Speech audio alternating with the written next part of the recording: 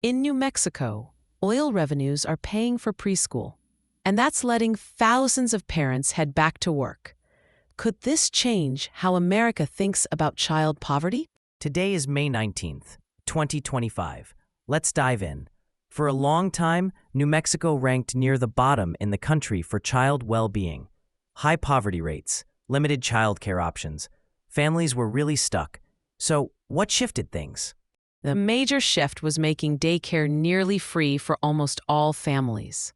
New Mexico expanded child care assistance to anyone making up to 400% of the federal poverty line. For a family of 4, that's $124,000 a year.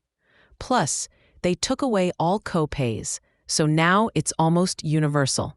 Why go so far? Was it because federal funding wasn't enough? Or was there another reason? Actually, it was both. The state wanted to tackle child poverty head-on, but they also needed a solution that didn't depend on unpredictable federal funding.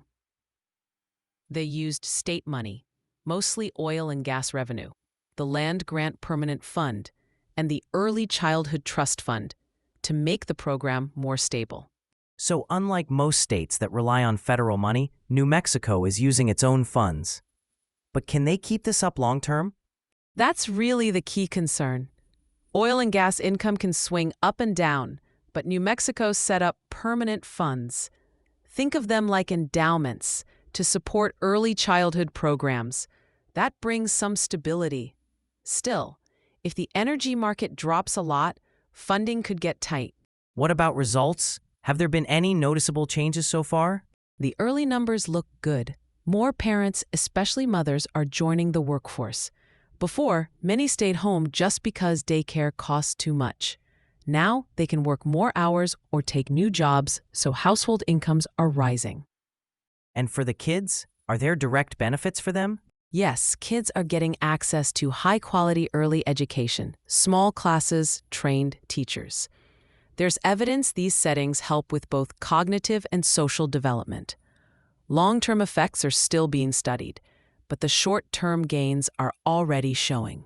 How is this playing out for families day to day? Could you give a concrete example? Sure. For instance, Vanessa Vicuña had to choose between earning a paycheck and paying for childcare. With free daycare, she was able to go back to work, move ahead in her job, and her family's income increased. Multiply her story by thousands, and you start to see a real economic shift.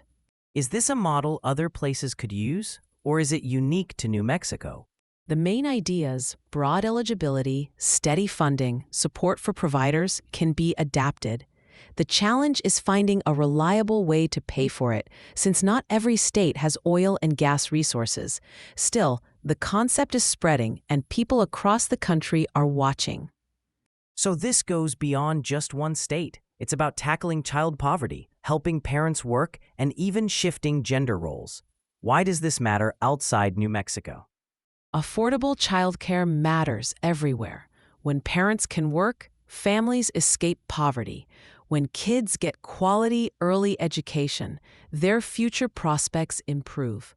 New Mexico's approach gives other governments a real-world test case to consider. Do you think this is the start of a bigger trend, or is it just a one-off? It's early, but the results are getting noticed. If it works here, it could work elsewhere. The big question now is, who will try it next? That brings us back to the start. New Mexico's free daycare isn't just a local experiment. It's a test for what might be possible in social policy. Thanks for tuning in. We explored New Mexico's big move, the funding, the impact on families and children, and what others might learn from it. Thank you for listening. Today's episode was brought to you by mynews.studio. Give it a try for free.